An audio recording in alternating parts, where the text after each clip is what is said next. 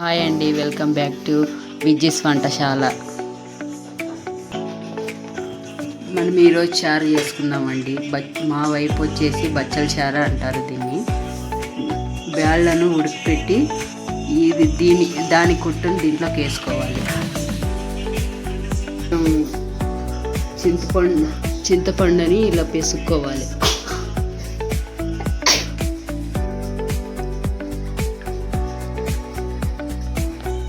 Tomato చింతపండుని ఇలా మెత్తగా పిసుక్కోవాలి. తర్వాత ఇలా మిక్స్ చేసుకోవాలి. చింతపండు ఒక టమోటా ఇలా వడబోసుకోవాలి.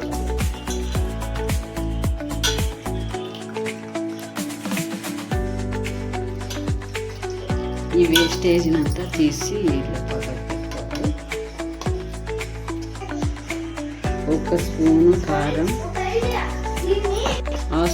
హాఫ్ స్పూను పసుపు, ఒక స్పూను ఉప్పు, తగినన్ని నీళ్ళు వేసుకొని ఇలా మిక్స్ చేసుకోవాలి.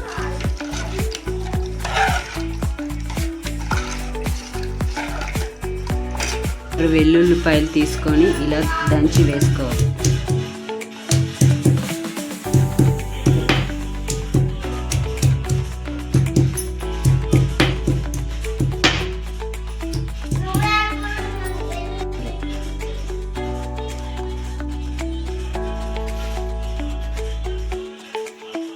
ఇలా సన్నంగా కట్ చేసుకొని కొత్తిమీర వేసుకోవాలి కొంచెంగా.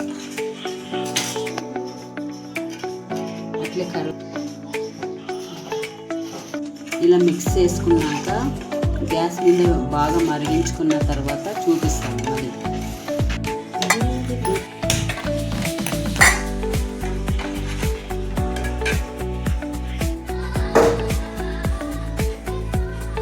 ఇలా కొంచెం మరుగుతున్నప్పుడు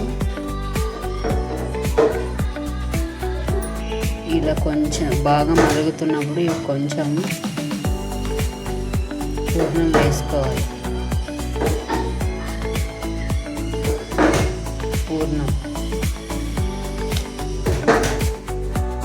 చారు బాగా ఉడికాక దీంట్లోకి పోపు పెట్టుకోవాలి.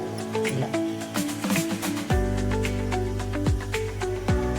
పోపును బాగా వేగనివ్వాలి. అప్పుడైతేనే చారు చాలా టేస్టీగా వస్తుంది.